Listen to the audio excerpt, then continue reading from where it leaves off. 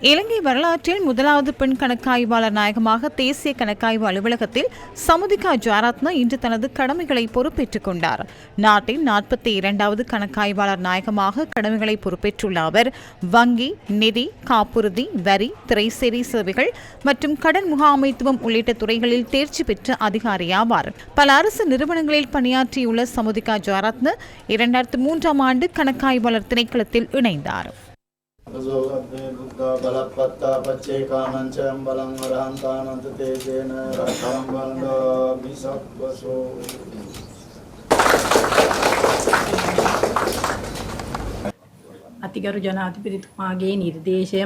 அதிமீதகு ஜனாதிபதியின் பரிந்துரைக்கு அமைய அரசியலமைப்பு பேரவையின் ஒருமித்த இணக்கப்பாட்டுடன் இன்று இலங்கையின் 42வது கணக்காய்வாளர் நாயகமாகவும் இலங்கையின் முதலாவது பெண் கணக்காய்வாளர் நாயகமாகவும் நியமிக்கப்பட்டுள்ளேன். அதற்காக அதிமீதகு ஜனாதிபதிக்கும் அரசியலமைப்பு பேரவைக்கும் எனது நன்றிகளை தெரிவித்துக் கொள்கின்றேன். அரசியலமைப்பின் 154ஆம் இலக்க 6ஆம் சரத்துக்கு அமைய கணக்காய்வாளர் நாயகத்துக்கு சட்டத்துக்கு அமைய வழங்கப்பட்டுள்ள பொறுப்புகளை பக்கசார்பின்றியும் நீதியாகவும் நிறைவேற்றுவேன் என உறுதியளிக்கின்றேன். எனது கடமைகளை உரிய முறையில் நிறைவேற்றுவதனூடாக கணக்காய்வினூடாக கிடைக்கும் பிரதிபலனை நாட்டு மக்களுக்கு பெற்றுக் கொடுக்க நடவடிக்கை எடுப்பேன் என்பதை உறுதியளிக்கின்றேன்.